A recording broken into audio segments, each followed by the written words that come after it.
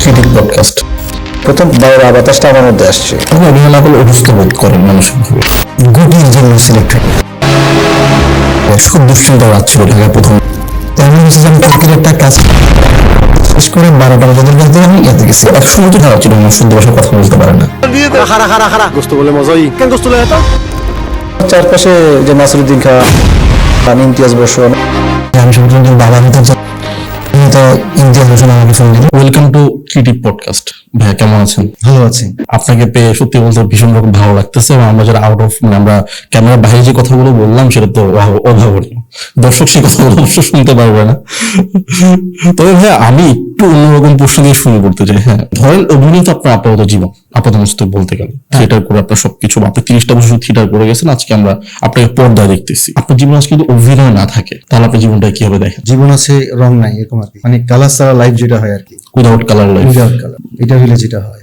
অভিনয় কি ভাই এমনটা বলা যায় যে এখন আপনার মানে আমরা যেমন নাওয়া খাওয়া ভাত খাচ্ছি, আপনি আপনার কাছে অভিনয় আপনার একটা আত্মিক খোরাকের মতো এখন এই মুহূর্তে আপনার কাছে? হ্যাঁ, দীর্ঘদিন ধরে আসলে ওই অভিনয়ের সাথে যুক্ত থাকতে থাকতে তো হয় না, সবসময় ওইটা নিয়ে ভাবি, বা কখন যেন ওইটা নিয়ে ভাবনা শুরু হয়ে গেছে আমার জীবনে। মানে এটা ছাড়া আমি নিজেকে ভাবতেই পারি না। আমি প্রথমত একজন থিয়েটার আর্টিস্ট। আমি প্রথমত থিয়েটার কি করি, আমি অভিনয় করি। তা আমি অভিনয় নিয়ে ভাবি, অভিনয় নিয়ে কাজ করি। এটা ভালোবাসার জায়গা, এবং ব্যাপক ভালোবাসার জায়গা এটা। তো যার ফলে আমি ভাবতে না চাইলেও অজান্তে আমাকে আমার ভেতরের মানুষটা সবকিছু ঠেলে ঠুলে আমাকে অভিনয় নিয়ে ভাবতে বাধ্য করে। মানে আমার প্রবণতাই হচ্ছে যে অভিনয়ের সাথে থাকা। এটা আমি অনেক পরে আবিষ্কার করছি আর কি, যার জন্য আমি কখনো অভিনয়হীন ভাবে বেঁচে আছি বা চিন্তা করতে পারছি, এটা আমি বিশ্বাস করি না। আমার কেন জানি এটা হয়ে গেছে। মানে বলা যায় আপনি অভিনয় না করলে অসুস্থ বোধ করেন মানসিক ভাবে, কোনটা? একদম বিবর্ণ বোধ করি। আমাদের লাইফে ধরেন যে ভাইয়া অনেক ভালো সময় থাকে, অনেক খারাপ সময় থাকে। আপনাকে যদি বলা হয় যে আপনার লাইফের সবচেয়ে মানে মানে সবচেয়ে খারাপ 30 দিনের কথা যদি বলা হয়, তাহলে সেই খারাপ 30 দিন কোনটা হবে? আমি জানি আপনার জীবন অসংখ্য রকম ভয়াবহ সময় গেছে, যে সময়গুলো আপনি পার করছেন এবং পারে দিচ্ছেন, এবং সব আপনার স্ট্রাগল লাইফ তারও ভয়াবহ ছিল। জানতে চাই যে 30টা দিন সবচেয়ে খারাপ ছিল, বা 3 দিন নাও 10 দিন সবচেয়ে খারাপ ছিল লাইফে, মনে হয় এই জীবন এই খারাপ জিনিসটা যে কখনো না আসুক জীবন অন্তত। এটা হচ্ছে যে বড় মেয়ে দুরিত হঠাৎ করে ওর একটা 2023-এ হঠাৎ করেই আবিষ্কার হলো যে তার একটা মাথার মধ্যে বড়সড় টিউমার হয়ে গেছে, এবং এটা ব্রেনের সমস্ত নার্ভগুলোকে পেঁচিয়ে ধরছে। একটা ক্রিটিক্যাল অপারেশন হবে। তো সেই অপারেশনের দিন সকালবেলা আমার মেয়েকে তো চুল কাটতে হবে, তো ডাক্তার বলে দিছে, দেখেন খুব ক্রিটিক্যাল, সবকিছু ভেবে রাখবেন। তো যে কোনো সাধারণ অপারেশনের সময় তো মানুষ সাইন করে দেয় যে বন সাইনটা দিছি, কিন্তু ওটা একটা অন্যরকম দিন ছিল, কারণ ডাক্তাররা নিশ্চিত করে কিছু বলতে পারতেছিল না। সেদিন খুব সকালে ভোরে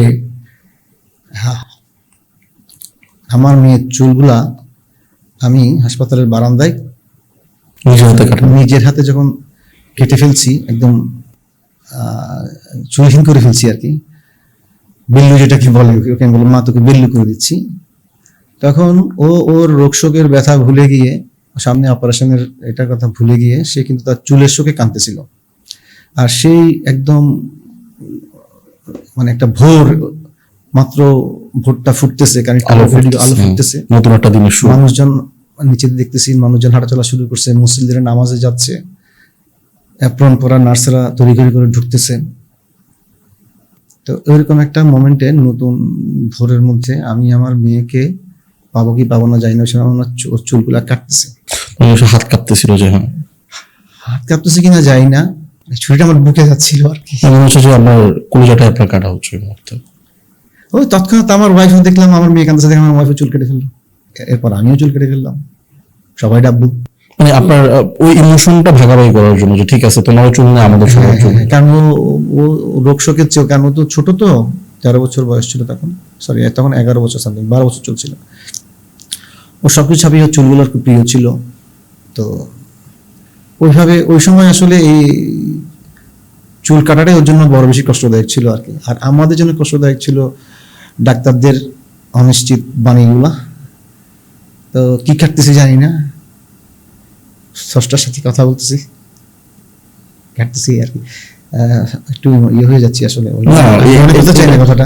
এটা আসলে ভাই আমি মানে আমি আপনার যে এই যে এটা আমি বলবো এটা মানে বাবা একটা সংগ্রাম, আপনার সংগ্রামে সময় পার করছেন ওই সময় 2023 সালটা।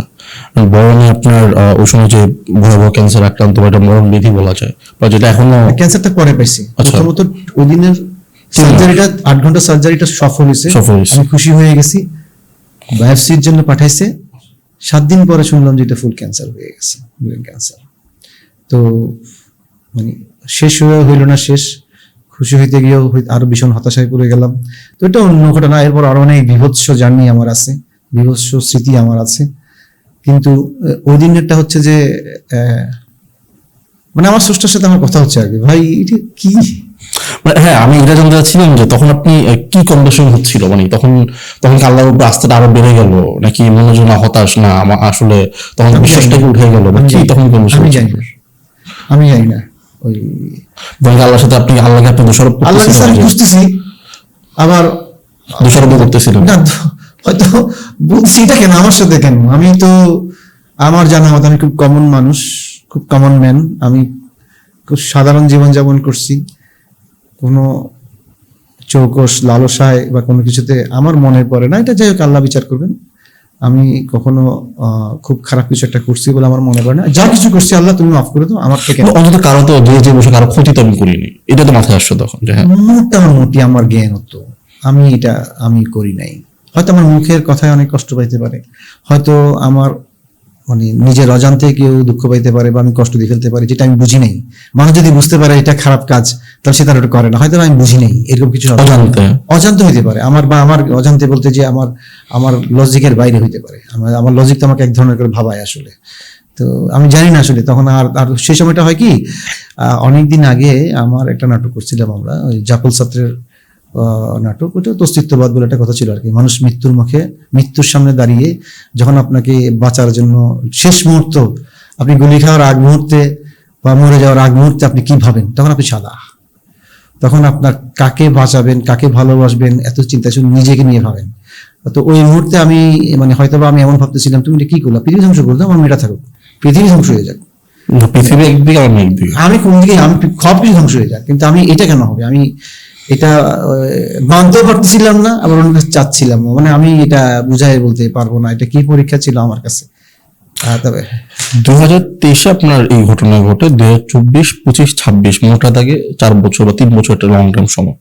না, আমি 2023 গেছি, তো আমি 24 শেষে চলে আসছি ওখান থেকে, ইন্ডিয়া থেকে। কিন্তু ওর ট্রিটমেন্টটা চলতেছে এবং এটা ভালোর পথ। আমি বলতেছি যে এই জার্নির কথাটাই বলতেছি, 3 বছরের জার্নি। 23 সাল থেকে উনি ধরেন যে আপনার 26, মোটামুটি 3 বছর বলা যায় এই জার্নিটা।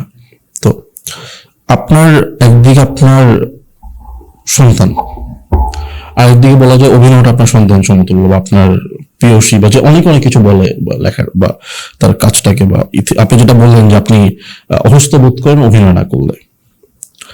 তো এই দুটোকে আপনি কিভাবে তখন ব্যালেন্স করতেছিলেন ওই সময়?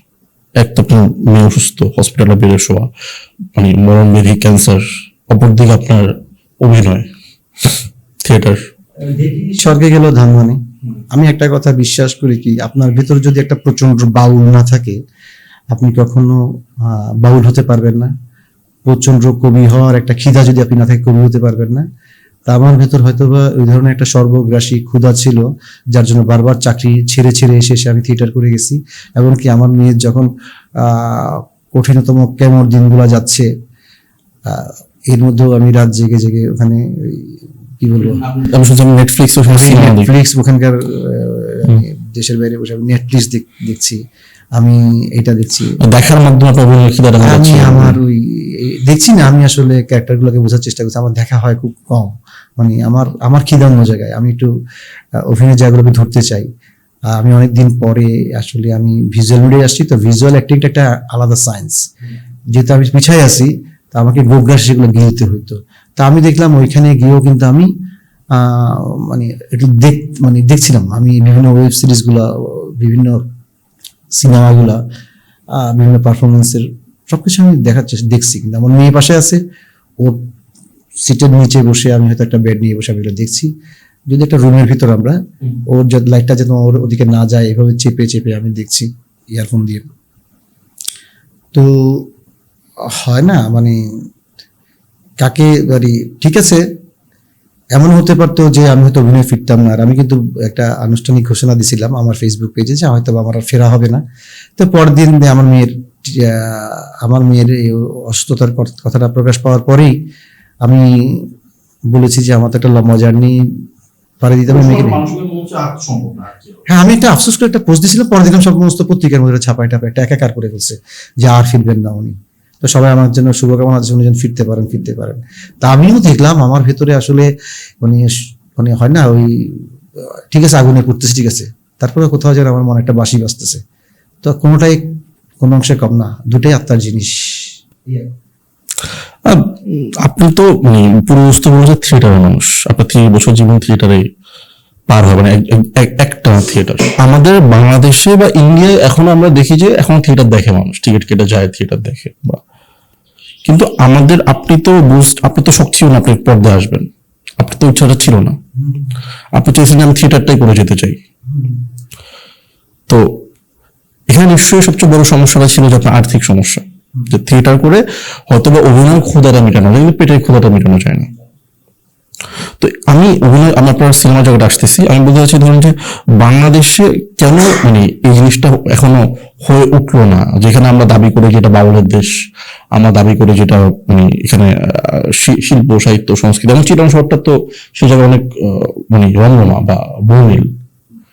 তো কেন সম্ভব হলো না যে শুধু থিয়েটার করে আপনি জীবনযাপনটা করবেন, কেন এখানে আসতে হলো?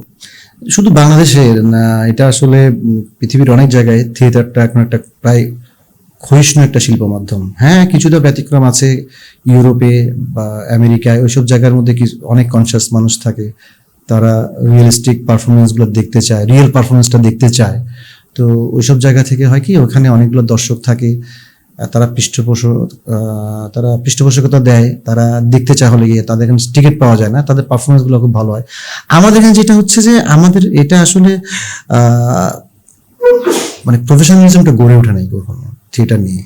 আমরা একটা চর্চা শুরু করছিলাম, চর্চা না, আমরা বলতাম যে এটা আমাদের অধিকার আদায়ের একটা ব্যাপার, সমাজ পরিবর্তনের একটা ব্যাপার। এই জায়গা থেকে থিয়েটার ভাবনার উৎপত্তি বাংলাদেশে। কমার্শিয়াল থিয়েটারের বাইরে এই যে গ্রুপ থিয়েটার কনসেপ্টটা, তো এটা একটা সামাজিক দায়বদ্ধতা থেকে শুরু হয়েছিল। তো ওইখান থেকে মানে ওই দায়বদ্ধতার সাথে অর্থের সংযোগ করাটার জন্য যে ব্যাপক প্রস্তুতি রাষ্ট্রের নেওয়া দরকার ছিল আমি মনে করি। রাষ্ট্রের বলতে আবার অনেক ব্যক্তিক পর্যায়ে দরকার, অনেক প্রাতিষ্ঠানিক জায়গা থেকেও একটা শিল্প মাধ্যমকে বাঁচিয়ে রাখার জন্য যে পৃষ্ঠপোষকতাটুকু দরকার ছিল সেটা কেউ করে নাই বা আমরাও আদায় করে নিতে জানি নাই। তো যার ফলে হয়েছে কি এই জায়গাটার শিল্পটা হয়তো বা কিছু মানুষের পাগলামিতে ঋদ্ধ হয়েছে, কিন্তু শিল্পীরা দুস্থ হয়ে গেছে বাংলাদেশে।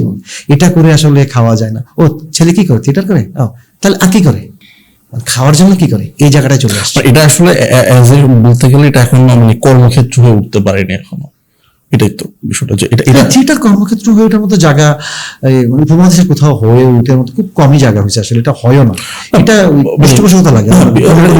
এটা তো অবশ্যই মানে আপনি এই কিছুক্ষণ একটা কথা বলতেছিলেন যে হ্যাঁ আমাদের শিল্পীরা মোটামুটি একটা পৃষ্ঠপোষকতার মধ্যে দিয়ে বেঁচে থাকতে হবে। হ্যাঁ, শিল্পকলার মাধ্যমটা আসলে পরজীবী মাধ্যম সেটা বলতেছিলেন, পরের দর্শনের উপর দিয়ে বেঁচে থাকতে হয়। কারণ আমি তো শিল্পকলা যেটা দিব সেটাতে খাওয়াও যায় না, সেটা পড়াও যায় না, কিছু করা যায় না। এটা একটা মানসিক সেবা বা আপনাকে মানসিক একটা স্বস্তি দিবে, শান্তি দিবে, আপনাকে আপনার সম্বন্ধে ভাবাতে শেখাবে। তো এটা অস্পর্শনীয়, মানে এটা অদৃশ্য একটা জিনিস। তো এটার বিনিময় প্রথা কি হবে সেটা তো মানুষ আসলে নির্ধারণ করতে পারে না। আর আমাদের এখানকার মানে সামাজিক কাঠামোতে এই ধরনের একটা বিষয়কে আপনি মানে আর্থিক মানদণ্ডে দাঁড় করাবেন, এটা খুব টাফ। এই সংযোগটা এটা রাষ্ট্রীয় পর্যায় থেকে হলে বা রাষ্ট্র থেকে কিছু নির্দেশনা যদি বাণিজ্যিক প্রতিষ্ঠানগুলোকে দেওয়া হতো, তারা যদি একটা মানে ছায়া হতে দাঁড়াতো, তাহলে হয়তো বা এই থিয়েটার শিল্পের মতো থিয়েটার শিল্পীরাও মানে এখনো অনেকেই দাঁড়িয়ে থাকতো, অনেকে ঝরে যাচ্ছে। তো এটা প্রতিনিয়ত নতুনের উপর নির্ভর করে আছে। এখন নতুনরা আসছে, 2-4 বছর কাজ করে চলে যাচ্ছে, 2-4 জন লোক হয়তো সারা জীবন এটাকে টেনে নিয়ে যাচ্ছে। এবং দেখা যাচ্ছে যারা টেনে নিয়ে যাচ্ছে এই থিয়েটারিস্ট গুলোকে আপনি সমাজে তাদের তেমন কোনো গ্রহণযোগ্যতা নাই, কারণ হচ্ছে যে আপনার আর্থিক কোনো, সে নিজে চলতে পারে না, সে কোথায় গিয়ে সে কি করবে, তার আর বলার দরকার, তার ঘরে ঘরে আছে, বাইরে কি করবে, তো সে মঞ্চের রাজা, সে বাইরে ফকির। হ্যাঁ, কিন্তু তার চিন্তার জায়গায় সে রাজা, এটা আমি মনে করি। আপনি থিয়েটার করে যাচ্ছেন এবং আপনি যে কথাগুলো বললেন যে এটা পরজীবী বিষয় বা শিল্পটা, তো কখন গিয়ে মনে হলো যে না আর পরজীবী বা একটু ভালো কিছু করা দরকার, একটু স্বাবলম্বী হওয়া দরকার, আত্মীয় স্বজন নানা রকম কথা বলতেছে, ফ্যামিলি তো আছেই, কখন মনে হচ্ছে না একটু মুভ করি, আর না মানে অনেক তো হয়েছে, পরিবার আছে, একটু অন্যদিকে মুভ করা দরকার, এটা কখন মনে হলো? বিয়ে করার পর তারপরে কিন্তু থিয়েটারকে ছেড়ে আসা হয়নি। যখন আমার মেয়ে হবে শুনলাম, তখন আমি ভাবলাম যে বাবারে, আমার তো আর সম্ভব না, এটা তো বিপদ হয়ে যাচ্ছে। এটা 2010 সালের প্রথম দিকে, তখন যাই, এর আগে অনেক, তখন এটা আমার 9 নাম্বার জব ছিল, ছাত্রী মানে ওরা বিরক্ত, আমি বিরক্ত, সবকিছু মিলে। তো 9 নাম্বার জবটা ছিল হচ্ছে কঠিন জব, মার্চেন্ডাইজিং। তো মেয়ে যখন ছাড়বো তখন মেয়ে হওয়ার সংবাদটা শুনলাম, আর থেকে গেলাম আর কি, আর ছাড়িনি, কষ্ট করে হলেও চালায় গেছি। তখন হচ্ছে যে আসলে অক্সিজেন ছাড়া বেঁচে থাকার মতো আর কি, মানে আমি যে কাজটা করি সেটা আমি হিংসা করি, মানে নিজের শত্রুর সাথে বসবাস করা যেটা হয় আর কি, চাকরিটা হচ্ছে আমার জন্য এরকম ছিল, একদম মানে নিঃশ্বাস দম বন্ধ হয়ে যাওয়া একটা জীবন, কোনো জীবন নয়, মরে যাচ্ছি এরকম টাইপের একটা, শুধু কিছু স্বাচ্ছন্দ্য আনতে হবে, বাচ্চাকে মানুষ করতে হবে, এইসব কিছু মানে প্রথাগত চিন্তার মধ্যে আমি আটকে গেছিলাম আর কি। আর তখন আমি থিয়েটার করা ছেড়ে দিয়েছিলাম, ওই অর্থে যে আমি অভিনয় করতাম না, অভিনয় করলে আমাকে টাইমলি আসতে হবে, অফিস ছুটি দেয় না, তারপর আপনার সর্দি অফ দিতে হবে, এসব কিছু পারতাম না। তখন আমি লেখালেখি করতাম, আমার দলে আমার স্ক্রিপ্টের কাজও চলছিল, আর এমনি দলের অন্যান্য কাজ যেগুলো আছে, আমরা থিয়েটার কিন্তু আমরা দলবদ্ধ হয়ে কাজ করি। হ্যাঁ, আমরা দলবদ্ধ কাজ করি, যে ছেলেটা টিকিট সেল করে বা যে ছেলেটা দেয়, সেও কিন্তু দলের মেম্বার, মানে আপনি অভিনয় করেন বলে যে আপনি একদম, এসব কোনো কিছু নেই কিন্তু আবার। তো ওইসব জায়গা থেকে থিয়েটার অনেক কাজ আছে, জুতা সেলাই থেকে চণ্ডীপাঠ, হ্যাঁ আমি ওগুলোর সাথে দলের সাথে ছিলাম, থিয়েটারের বাইরে মঞ্চে আসতাম, হ্যাঁ অভিনয় আসতে পারে, মঞ্চে আসিনি সেটা ঠিক, কিন্তু আমি থিয়েটারের সাথে ছিলাম বিভিন্নভাবে। ধরেন আমি একটু দেখে যে ভাবির সাথে কি আপনার সম্পর্কে? হ্যাঁ, আমাদের পছন্দের বিয়ে। আচ্ছা, তো ভাবি কি কোনো কমপ্লেইন ছিল, আচ্ছা ঠিক আছে এখন করতেছো করো, বা বিয়ের পর কিন্তু এটা সহ্য যেতে হবে বা অন্য কিছু চিন্তা করতে, এটা কোনো ইয়ে ছিল? না, ওরকম তো আমরা তো দুজনেই আসলে জীবনটাকে এইভাবে থিয়েটার দিয়ে চলে যাবো ভাবছিলাম, কিন্তু যেহেতু থিয়েটারের সাথে ভাবিও থিয়েটার করতো। হ্যাঁ, আচ্ছা, এখন কি থিয়েটারের পরিচয়? হ্যাঁ, এখনো করে।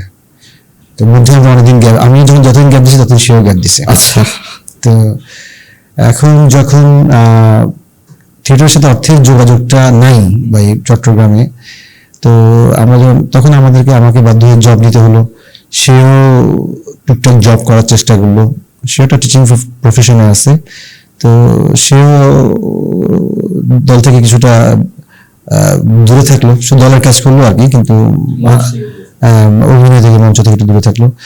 তো এইভাবেই আসলে আমরা আবার করতে করতে করতে করতে এক পর্যায়ে প্রথম বাংলা বাতাসটা আমার মধ্যে আসছে।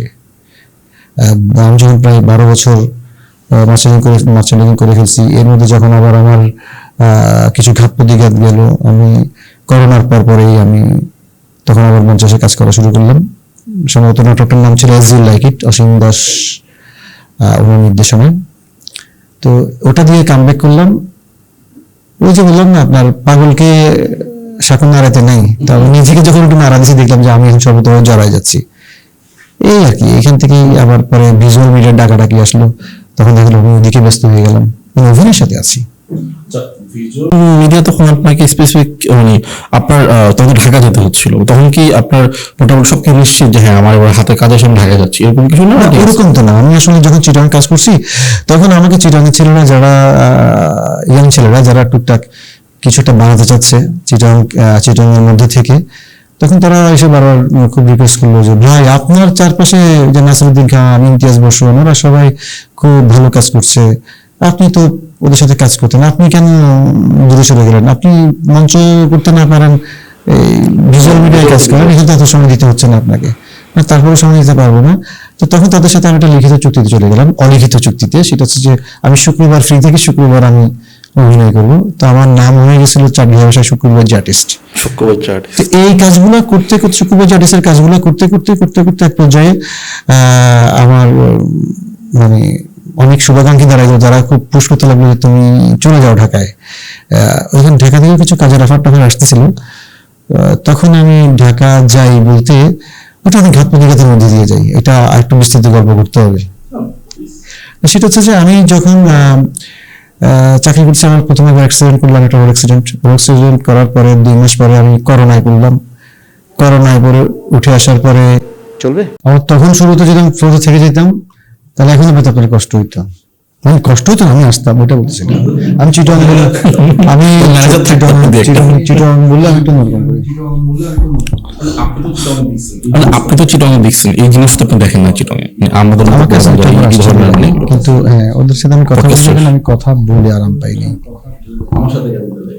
আমার সাথে এই কারণে যে প্রথম তো আপনার বন্ধু যে আমাকে ফোন করছিল, হামিদ, ওর সাথে আমার ইয়া নাই, কিন্তু ফারুক তাদের গ্রুপ করে, তো ওর সাথে কথা বলে আমার কাছে আমরা ভাই একটু ভাত চিপে দেখি তো, আপনার সাথে কথা বললাম, you are confident enough, that's why I take the risk. এখন সেই ভ্যাপটাতে পাচ্ছেন। করোনার পরবর্তীতে যখন আমাকে চিটাঙে কিছু ছোট ভাই এসে বললো যে ভাইয়া আপনার পাশে যে নাসিরুদ্দিন খান, ইমতিয়াজ বর্ষণ, এরা তো এখন মিডিয়াতে বেশ ভালোই কাজ করতেছে, আপনি বসেছেন, আপনি করেন। তো আমি বললাম যে ভাইয়া আমি তো পারবো না, জব করি।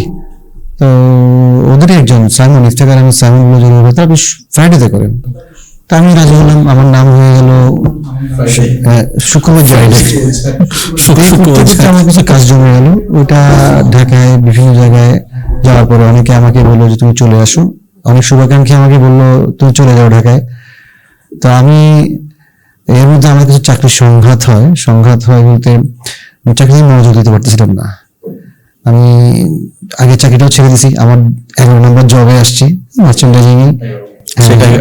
ওখানে এসে আর দেখি মন টন দিতে পারতেছি না, কারণ ততদিন আমাকে একটু মঞ্চ করে ফেলছি, একটু ভিজুয়াল কাজ করতেছি, আমাকে অভিনয়ের নেশা আস্তে আস্তে পূর্ণ মাত্রায় গ্রাস করে ফেলতেছে। তো সেই জন্য আমি আস্তে আস্তে কেন জানি আলগা হয়ে যাচ্ছিলাম আর কি। তো এর মধ্যে আমি আবার একটা বাইক অ্যাক্সিডেন্ট করি।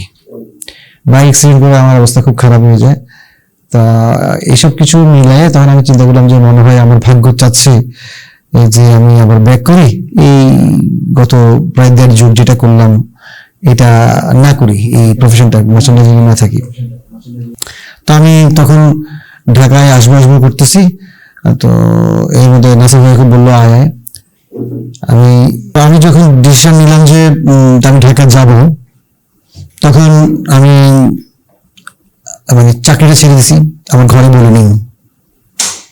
আমার বাচ্চারা পড়াশোনা সালের শেষের দিকে, 2023 সালের শুরু, সালের শেষের দিকে, প্রায় আপনার অক্টোবরের দিকে, মানে অক্টোবর বা তার আগে আমি ছেড়ে দিচ্ছি। আমি আপনার ভবিষ্যতে কোনো কথা বলিনি, লুকায় আমি চলে যাবো। কারণ দেখতেছি আমি আগে তো মনে করেন যে কোনো প্রবলেম নিয়ে প্রতিদিন সকালে যে ফরেনারদের সাথে মিটিং হয় অফিসের মধ্যে, সেটা আমি খুব কনফিডেন্টলি আমি সেটা কনফিডেন্টের সাথে। এখন দেখলাম যে বাবা কিছুই মনে করতেছে না আমার, মানে আসলে আমার মন নাই তো এখানে।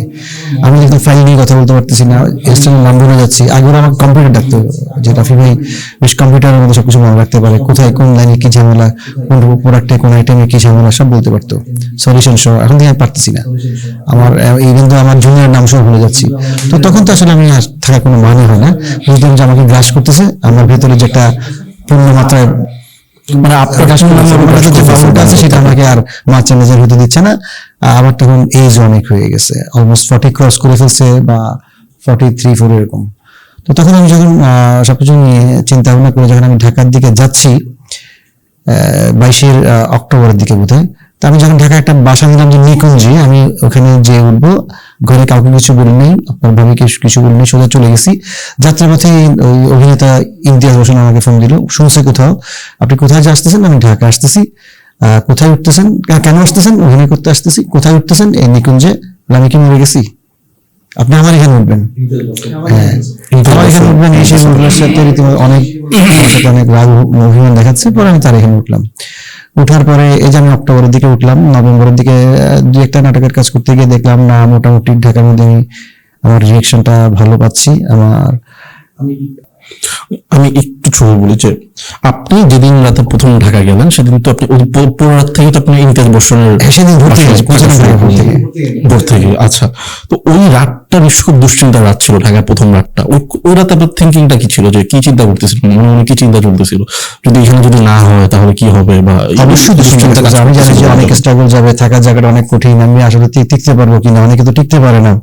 হ্যাঁ, টাকা পয়সার ব্যাপারটা আমার একটু ভাগ্য ভালো আসলে। আমি এখানে যাওয়ার পর ওই প্রথম মাসে দুই একটা নাটকের কাজ করলাম, আমি দেখলাম যে না খুব অ্যাপ্রিসিয়েট করতেছে। আমি প্রথম একটা কাজ করছি, আমি রোকেয়া প্রাচীর একটা কাজ করলাম, উনি দেখলাম আর একজনকে বলতেছে, একটু কনফিডেন্স বাড়লো। এরপর চিটগাঁর আরেক ছোট ভাইয়ের কাজ করলাম, ওইখানে দেখলাম যে না একটু মনে হয় ভিজুয়াল অ্যাক্টিংটা যদি চিটগাঁয়ে কাজ করছি সবাই বলছে করতে পারবো। এরপর আমি ওই গুটির জন্য সিলেক্ট হই আর কি। গুটি ওটা ওদের এখানে একটা অডিশন দিয়ে গুটি সিরিজের জন্য শঙ্কর দাশগুপ্তের চরকির, ওইটাতে আমি সিলেক্ট হই, ওইটাতে আমি অ্যাক্টিংটা করি। ওইখানে করার সময় দেখলাম যে তারা খুব অ্যাপ্রিসিয়েট করতেছে। তো এর মধ্যে যেটা হলো, এটা করতে করতেই আমার ইয়া হয়ে গেল, এটার নাম কি বলে বলেন না, জানুয়ারি শেষ গেছে, ডিসেম্বর শেষ হয়ে গেল। তো আমার তো ঘর ভাড়া বাকি, আমার ঘর ভাড়া বাকি। আপনার ভাইবো কি তুমি কি শুরু করছো এই বয়সে, তুমি পাগলামি শুরু করছো এই বয়সে, মানুষ ঘরে ফিরে তুমি ঘর ছেড়ে বাইরে যাচ্ছ, বাচ্চাদের। আপনার ভাবি কে বলছিল কথাটা? এখন তখন চিঠি লিখলাম হোয়াটসঅ্যাপে, যে চিঠি লিখলাম যে দেখো আমি তো আসলে চাকরিগুলো করতে পারতেছি না, আমার মাথা কিছু ঢুকতেছে না, আমি এটা জন্য কিছু করি, তুমি আমাকে একটা বছর সময় দাও, তুমি তো একটা জব করো, একটা কলেজে পড়া, তুমি কোনো মতো যদি একটা বছর চালা নিতে পারো তাহলে তুমি একটু চালাও না। তো দীর্ঘ চিঠি লিখছি ওকে আমি। তো আমার ঘরটা ছেড়ে দাও, তো বাচ্চাদেরকে রাখতে হবে, বাচ্চাদের স্কুলে রাখা যাচ্ছে, তুমি তোমার আব্বার ঘরে উঠে যাও। খুব মানে সর্বিন্দার কথা আর কি এগুলা, কিন্তু আমি কিছু উপায় ছিল না তখন আমার কাছে। ও করলো কি জানি কি বুঝলো, ওকে এগুলো ঘরটা গুটাই ফেললো। আমি শুনেছি যে যেদিন আমার ঘরটা আমার ফ্ল্যাট থেকে চলে আসতেছে, আমার বাচ্চারা আমার ওয়াইফ সবাই ওরা গড়ায় গড়ায় কাঁদছে। এটা হচ্ছে যে ওরা তারা আসলে খুব মায়া পড়ে গেছে, হ্যাঁ, এই যে ফ্ল্যাটে সে বড় হয়েছে এবং সে ছেড়ে যাচ্ছে, আগে ভবিষ্যৎ কি হবে সবকিছু বাচ্চারা সবকিছু মিলে কাঁদতেছে। ওদের ব্যালকনি গুলো দুজনে দুইটা ব্যালকনি খুব পছন্দ ছিল, তো ওরা যখন কাঁদতেছে, আর এদিকে বাড়িওয়ালার পাওনা টাকাগুলা আমার ওয়াইফ শোধ করতেছে। লাস্টের দু একটা মাস আমি বাদ দিয়ে গেছিলাম, দিতে পারিনি কোনোখান থেকে, কারো বলতেও পারতেছি না। তো এখন ও ওইটা যখন ছেড়েছে কাঁদতেছে, ওরা আমি খবর পাইছি এগুলা। তো আমার তো এটা হচ্ছে ডিসেম্বরের 31 তারিখ ঘরটা ছাড়ছে ওরা, জানুয়ারি 5 তারিখে আমার গুটিটা রিলিজ হয়েছে, 5 দিন পরে। গুটি রিলিজ হওয়ার পর আমি কিছুটা আলোচনায় আসলাম, সবাই পছন্দ করলো, আমার ডাক আসা শুরু করলো। আমি দেখলাম যে আমার কাছে যে অফার গুলো আসতেছে, আমি আগে যে স্যালারিটা পাইতাম, আমি ইচ্ছে করে আরাম করতে 3 গুণ 4 গুণ বেশি ইনকাম করতে পারবো 5 দিনের ব্যবধান। তো এরপরেই তো আমাকে আবার গুটির পারফরমেন্স দেখে আমাকে অ্যালেন চাপন, মহানগর এগুলো ডাকলো, এগুলো সব রিনাউন্ড সিরিজ ইন বাংলাদেশে। আচ্ছা, আমি একটু মহানগর আসতে চাই। তো মহানগর যে আপনার চরিত্রটা, ওরা আপনাকে সিলেক্ট কিভাবে করা হয়? তখন কি অডিশন? আশফাক নিপুণ ভাই, উনি আসলে ওনাকে মানে নাসির ভাই বলছিল তুমি ছেলেটাকে দেখতে পারো। আবার এর চেয়ে বড় কথা হচ্ছে যে উনি খোঁজখবর রাখে, তো কোথায় কাজ করতেছে। তখন আমার মনে হয় আমি যেহেতু গুটি করছি, অ্যালেন চাপন করছি, অ্যালেন চাপন অনিয়ার না হলেও ওইখানকার ইউনিটের লোকজন বলা বলি করতেছে, এর মধ্যে দুইটা কাজ আমি ছোটখাটো অন্যদের সাথে কাজ করতেছি, একটা আলোচনার মাত্রা শুরু হচ্ছে। উনি ওইটা শুনে আমাকে একদিন ফোন করে বললো, ভাই খুব তো কাজ করতেছেন, আপনার সাথে মহানগরে কাজ করেন। বেটা বলে কি, আমি তো মানে বসে আছি, মহানগর চান্স পাওয়াটা আমি অকল্পনীয় বিষয়। তো যাই হোক, ওই সময়টায় আসলে আমার একটা সিনেমা শিডিউল পড়ে গেছিল, তো আমি কাজটা করতে পারিনি। পরে আবার 3 মাস পরে দেখলাম যে 2 মাস পরে দেখলাম ওনারা আবার আমাকে ডাক দিচ্ছে। না 1 মাস পরে হবে, আমি একটু আওলা ফেলছি, এটা হচ্ছে ওই মেয়ের জানিস আর কি। তা আমি এর মধ্যে যখন আবার শুরু করলো, বলবো না আমি আপনাকে নিয়ে কাজটা করবো, আপনাকে আমার সাথে করতে হবে, আপনাকে এত তারিখ আসতে হবে। তখন আমার একটু শিডিউলের কনফ্লিক্ট ছিল। তো এমন হয়েছে যে আমি চরকির একটা কাজ শেষ করে দিনের 11টা বাজে শেষ করে 12টা বাজে ওদের গাড়ি থেকে আমি ইয়াতে গেছি, মহানগরে গেছি। যেটা হলো যে আসলে আমি খুব টায়ার্ড ছিলাম, খুব অসুস্থ ছিলাম। আমি মানে কি বলবো, আমি দাঁড়ানোর মতো অবস্থা ছিলাম না। 3টা জায়গা অভিনয় করে গিয়ে চিৎকার চেঁচামেচি করে গিয়ে আপনার একটা বোর্ড পুলিশ অফিসারের অ্যাটিটিউড নিয়ে এই ফিজিক নিয়ে আপনাকে দাঁড়াতে হবে, আমি ফিজিক্যালি সাপোর্ট করতেছি না, ক্লান্ত আমি। তারপরেও আসলে ওইটা আমি কিছু করিনি, আসলে মহানগর আমি কিছুই করতে পারিনি, আমি আসলে আমি দাঁড়াইছি অনেক কষ্ট করে, এটা উনি বুঝতে পারছে আমাকে, আশরাফুল ভাই। বাট তখন আমি বুঝলাম যে না, আমাকে নিয়ে কিছুটা আলোচনা হচ্ছে, আমি কাজ করে যেতে পারতেছি। আর আমারও লাকটা এত ভালো, আমি যেসব জায়গায় কাজ করছি সেগুলাই সবগুলা সে সময়কার বা এখনো পর্যন্ত এমন ধরনের কাজ আর কি, এগুলা ওয়েব সিরিজ গুলো। হ্যাঁ, বিশেষ করে আপনার যে বুদ্ধি চরিত্র, এটা তো আসলে আইকনিক, এটা আসলে মানে মানে এমন সব আসে সেকেন্ড আমরা চলে আসে এই ব্যাপারটা, সিনেমাগুলো মনে পড়ে যায়, অদ্ভুত। আচ্ছা, আমি ধরেন যে এক তো আপনি এদিকে ভালো একটা জায়গায় আগাচ্ছেন, ছোট করে ভালো লাগছে যে হ্যাঁ কাজ পাচ্ছেন, একটা ভালো টাকা পয়সা আসা শুরু হচ্ছে। অপরদিকে ব্যাপার আপনার মেয়ে, যেটা আমরা শুরুতে বলছিলাম, যে তো এটা তো তখন কি কি ফিল হচ্ছিল যে এই জিনিসটা এমনি থেকে আপনি দূরে আছেন, পরিবার আপনার কাছে নেই, ততদিন আপনি ভালো কিছু করতেছেন, তো তখন কি আফসোস হইতো যে না আরেকটু আগে মানে ভালো কিছু, আরেকটু আগে গেলে তো ভালো কিছু হইতো, বা মানে তখন আমি তখন খুব হ্যাপি ছিলাম যে আমি দেখেন পৃথিবীতে সবকিছু রিকভারি করা সম্ভব। আপনি প্রতিটা পরিস্থিতি যত অপমানকর হোক না কেন, আপনি সেটা সামাল দিয়ে ফেলতে পারবেন যদি আপনি জীবিত থাকেন এবং আপনি সামর্থ্যবান থাকেন। তা আমার কাছে সবকিছুই আবার গুছিয়ে আনার সমস্ত কিছু আয়োজন আমার মধ্যে হয়ে গেছিল। আমি সেই বছর রোজার ঈদটা খুব ধুমধাম করে করলাম, একদম আগের মতো, যখন মার্চেন্ডাইজিং করতাম তখনকার মতো একদম খুব জোরে সোরে রোজার ঈদ করে চলে গেলাম। আবার কাজ করলাম, কোরবানিদের সময় কোরবানি করে একদম 8 দিন টানা ঘুরছি, ঘুরে 7 দিন ঘুরছি, ঘুরে আমি আবার মহানগরের সাকসেস পার্টিতে যাচ্ছি। ওইখানে যাওয়ার পর আমি শুনলাম আমার মেয়ে খুব অসুস্থ, ওকে আইসিইউতে নেওয়া হচ্ছে, এরকম একটা ব্যাপার আর কি। তা আমি শুনে তারপর দিন চলে আসছি। দেখেন ওই যে প্রথম যখন ঢাকায় আসলাম অক্টোবরে, এর মধ্যে এই করতে করতে আমি সর্বোচ্চ 8 মাস কাজ করছি, জীবন পাল্টে দেয় 8 মাস। তখন আমার একটা ক্যারিয়ার দাঁড়াচ্ছে। কিন্তু আমার মেয়ের ঘটনাটা তো আমি পরে দেখলাম যে বাবা, এটা brain tumour, successful brain cancer, এটা আসলে গ্রেড 4 স্টেজ, এটা মেডিওব্লাস্টোমা, এটা একটা কঠিন বিষয় আশয়, এটা দেশে চিকিৎসা করলেও খুব একটা সম্ভব না, ডাক্তাররা হতাশা ব্যক্ত করতেছেন। তারপর আমি দেশের বাইরে চলে গেলাম আমার মেয়েকে নিয়ে চেন্নাই, ওইখানে রয়ে গেলাম 1.5 বছর। কোথায় আমার ক্যারিয়ার, কোথায় কি, আমি আমাকে নিয়েই ছিলাম আর কি। এরপর ব্যাক করে আসছি, আসার পর আমি গত ডিসেম্বরে ব্যাক করলাম, না গত ডিসেম্বর না, গত ডিসেম্বরের আগের ডিসেম্বরে, 24 ডিসেম্বর 16 তারিখ মনে হয় ব্যাক করলাম। হ্যাঁ এখানে ছিলাম। হ্যাঁ, এসব যে ঝাঁপায় কাজ করছি তা না, আমার আবার সতর্ক থাকতে হচ্ছে যে কখন আবার ব্যাক করতে হয়, মেয়ের কি হয় না হয়।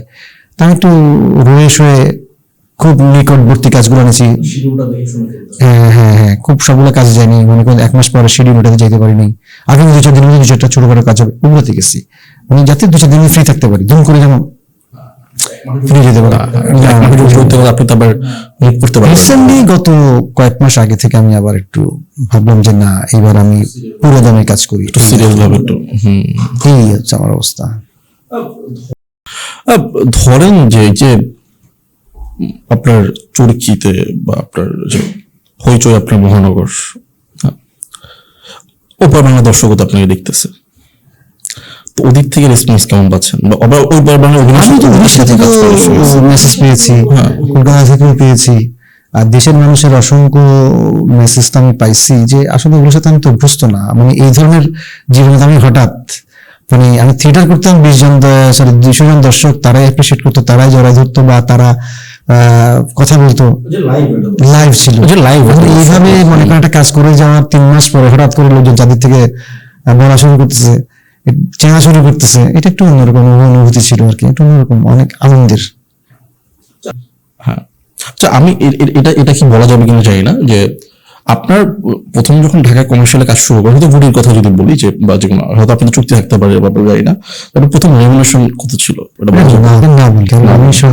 আচ্ছা ঠিক আছে, এটা না বলেন যে আপনার জীবনে, মানে এটা যে কোনো কিছু হইতে পারে, যে এটা হয়তো অভিনয়ের মাধ্যমে হতে পারে অথবা কোনো টিভিসি যে কোনো কিছুর মাধ্যমে হতে পারে, যে আপনার সবচেয়ে বড় রেমুনারেশন এগুলো ঠিক না। তবে এটা বলি, যেটা হচ্ছে যে এটা অনেক সময় দেখা যায় অনেক প্রজেক্ট আছে যেটা টিভিসির ক্ষেত্রে হয় আর কি, দেখা যায় যে ওরকম 2-1টা কাজ করলে, আগে যে আমি জব করতাম তাদের চেয়ে ব্যাপক আমি 1-2 দিনে পেয়ে যাই আর কি। তো সেটা আপনার জবের সেটা আমি তাহলে সেটা কি এটা কি লাখ কয়েক লাখে গিয়ে পৌঁছার ব্যাপারটা? এইভাবে জিজ্ঞেস করতে হয় না, আসলে লাখের দিকে গিয়ে এটা সংখ্যাটা যদি এই আপনি মিনিমাম নিজে যদি একটা আঁচড় কাটতে পারেন, এরপর যদি আপনার কাছে স্বতঃস্ফূর্তভাবে কাজটা শুরু হয়, তখন কিন্তু আপনি ওটা ওই লাখের ঘরের চেয়ে অনেক বেশি দূরে বেশি চলে যায়, অনেক বেশি চলে যায়, সেটা আমি বলতে চাচ্ছি। এখন সেটা তো আপনি ওটা তো আপনি অনেকটাই আচরণটা অনেক তো তোমার ভয় চলতেছিলাম, কিন্তু এখন ব্যাক করে আসার পরে আবার আমাকে মানে উঠে আসতে হচ্ছে আর কি। উঠে আসতে হচ্ছে বলতে এই যে নাই হয়ে যাওয়ার একটা বিশাল ব্যাপার, কিন্তু আমি চোখের সামনে না থাকা মানে আবার নতুন ভাবে তবে না না কষ্ট হচ্ছে এটা না, আমি এসে বুঝছি যে না, আমাকে সবাই একটা জায়গায় রেখেছে, যে আমাকে আবার নতুন করে উনি একজন আর্টিস্ট কি করবে, কদ্দূর করবে, এটা ভাবতে হচ্ছে না। ওরা আমাকে একটা জায়গায় রেখে তারপর আমাকে অফার করছে। আগের মতো না যে প্লিজ আপনি আমাদের সাথে একটা কাজ করে দেখেন, এটা না ভাই, আমার একটা কাজ আসছে এরকম, আমরা আপনাকে এই জায়গায় ভাবছি, আপনি আসেন। অনেক ম্যাচিউর, মানে এটা হচ্ছে অন্য একজন প্রফেশনাল বা একজন প্রতিষ্ঠিত আর্টিস্টের সাথে যে বিহেভিয়ার, সেটা আমার সাথে হয়ে গেছে। দ্যাট মিনস আমি বুঝতে পারলাম যে না, আমার একটা গ্রহণযোগ্যতা ওই আগের কাজগুলোর মাধ্যমে হয়ে গেছে। আপনার কোন চরিত্রটা মনে হয় আপনাকে টার্ন চেঞ্জ করছে আপনার লাইফের? না, আমার এই চরিত্রটা কি সেটা? আমাকে করছে ম্যানেজার, গুটি ম্যানেজার। গুটি ম্যানেজার আমাকে মোটামুটি, এটা যারা অভিনয় নিয়ে ভাবেন, চিন্তা করেন, আমি লিখেছি, তারা সবাই গুটি ম্যানেজার, গুটির কথাটাই বলে। গুটির কথাটা বৌদি যে একটা পাগলা ক্যারেক্টার, বৌদির ক্যারেক্টার ডিজাইন কি? আমি যখন জিজ্ঞেস করছি একটা ক্যারেক্টার ডিজাইন কি, ভাই 400 কোটি হারাই ফেলছে, 400 কোটি টাকা হারাই ফেলছে একজন মাফিয়া ডন, সে তো পাগলা ভাই, পাগলা কোনো ডিজাইন নেই, পাগলা কারে মারবে, কারে ধরবে, নিজের কামড়াবে না কারে কামড়াবে, এটা কোনো ডিজাইন হতে পারে না, এর কোনো ডিজাইন নেই। ওই হলো পাথারি, কখন লাফ মারবে, কখন মাটিতে গড়া যাবে না। আপনার যে টাকা জোড়া যে গড়াগড়ি তুলতেছেন, যে অ্যাকচুয়ালি মনে হচ্ছে আপনি টাকা হারাইছেন না? আমারও মনে হচ্ছে যে ভাই হ্যাঁ, আসল মাঠে টাকা হারাই ফেলছে। পিছনে এখন কি মনে হয় যে আমার আজকে আপনি 8 মাসে আপনার লাইফটা চেঞ্জ, টানটা ঘুরে যাওয়া, এটাকে 30 বছর? অবশ্যই। আপনি যে হতো না এটা। দেখেন, অ্যাক্টিং করার বিষয়টা আপনি জানেন, যখন দুইটা লোক এসে দাঁড়াবে, কে অ্যাক্টিং জানে বা কে জানে না, সেটা কিন্তু দাঁড়ানোতে আপনি বুঝে যাবেন, বা কে কতটুকু কম জানে ভালো জানে, এরা আপনি দেখবেন।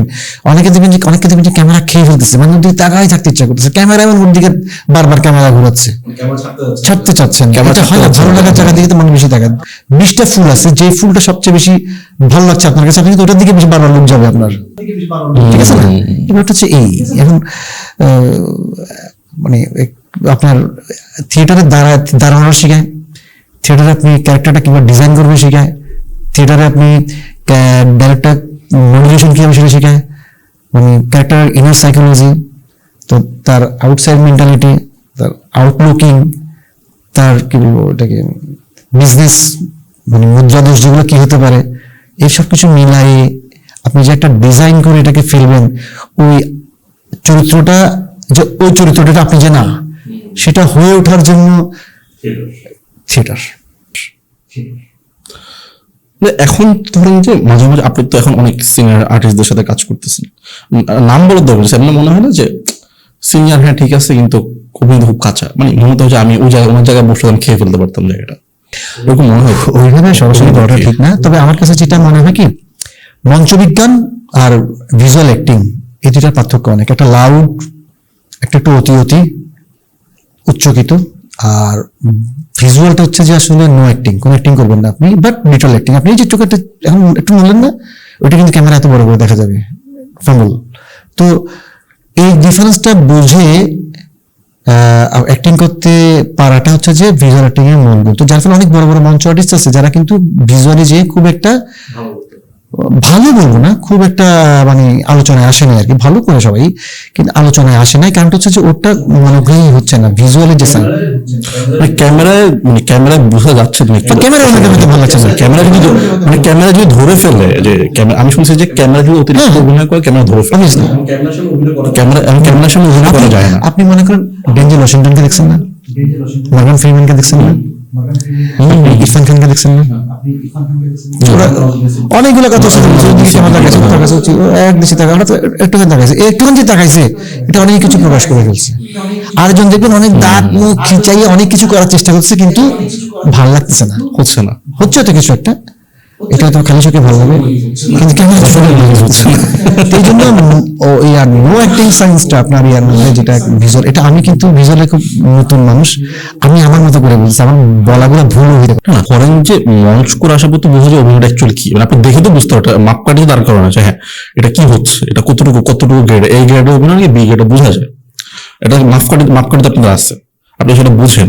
এখন প্লাস যখন আপনি ক্যামেরার সামনে যখন আসতেছেন, একটা আলাদা তো নিজস্ব একটা আপনার তার আগে প্র্যাকটিসের বিষয় আছে, রিহার্সালের বিষয়, ক্যামেরা প্রথমে যেহেতু ক্যামেরা দ্বারা যাওয়াটা আসলে আপনি ক্যামেরা বুঝবেন না, আপনাকে কিছু ক্যামেরার সামনে আসলে বুঝতে হতে হবে, কারণ আপনি আসলে আপনার কোন লোকটা দিকে কতটুকু আপনাকে ভালো লাগতেছে, কোন দিকে কতটুকু ভালো লাগতেছে না, এইসব বিষয় সেগুলো আপনার কাছে আপনি ইয়াতে দুম করে ফেললেন, মানে কোন ইয়াতে খুব উচ্চকিত, মঞ্চ তো খুব উচ্চকিত, খুব দ্রুত যখন টিভিতে ঠাস করে ফিরবেন না, কি রোবোটিক ব্যাপার, কি এইভাবে চলে গেল, তো ওটার রিদমটা আপনাকে বুঝতে, ওটা আপনাকে আপনার মনের চোখে দেখতে হবে, আপনার ক্যামেরা আপনার কি দেখা যাচ্ছে, এটা একটা পারস্পরিক সময় ব্যাপার, এটা একটা সময় ব্যাপার, আমার কাছে মনে হয় ওইটা অনেকের মধ্যে আসলেও একটু আসতে দেরি হয়, অনেকের মধ্যে আসলেও আসলে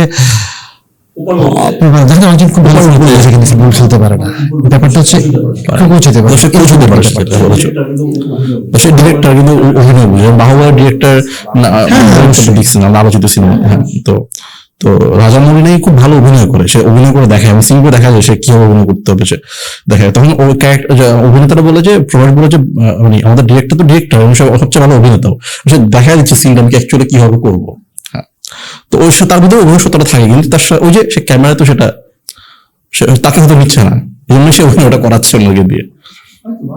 হ্যাঁ হয়তো, কিন্তু হয় না যে ডিরেক্টর সেজ যে আমি অভিনয় জানলেই যে আমি ডিরেক্টর হতে হবে এরকম তো আমি ওইটা বুঝতেছি, আমি বুঝি এটা হচ্ছে না। ডিরেক্টর তো ডিরেক্টর আসলে কি, সে যখন তার মধ্যে কিন্তু সিনেমাটা বা ছবিটা পুরো চলমান থাকে, আমি এই জিনিসটা দেখাতে চাইছি, এখন সেই জিনিসটা আদায় করার জন্য তার কোন লোকেশন দরকার, কোন লোক দরকার, কোন ড্রেস আপ দরকার, ঠিক কোন মাত্রার কি বলবো মেকআপ ড্রেস দরকার, সবকিছু মিলে সে চাচ্ছে, সেটাই তো সে আপনার থেকে আদায় করবে, আমার থেকে আদায় করবে। তো এটা জন্য যতটুকু দেখাই দেওয়া দরকার, বোঝাই দেওয়া দরকার। আমি এমন অনেক ডিরেক্টর পাইছি যে আমাকে যখন দেখাইছে আমি তার জন্য থাকছি, ও বাবা একটুখানি ছেলে কি অ্যাক্টিং করতেছে সে, আপনি অ্যাক্টিং করেন না কেন ভাই? আমার দেখা যাচ্ছে কি একজন এত বড় ডিরেক্টর, উনি আমাকে যা দেখাচ্ছে না, বাবা এটা যদি করি না দর্শক, কিন্তু উনি আমাকে মানে উনি যেটা বলছে সেটা আমি কান্দি শুনলাম, বাবা একটু গৌরব চিন্তা করছে, তাই না? আমি আমার মতো করে ওনারটাই করছি, আসলে উনি যেটা দেখাচ্ছে সেটা না, উনি যেটা বলছে সেটা উনি তো দেখাতে পারে, দেখাতে না কেউ দেখাতে পারে, কেউ কেউ দেখাতে পারে না, বাট উনি যেটা নেবেন, উনি যেটা দেখাতে চাচ্ছেন দর্শককে, সেটা ওনার মাথায় আছে, ওইটাই আপনাকে পোর্ট্রেট করতে হবে।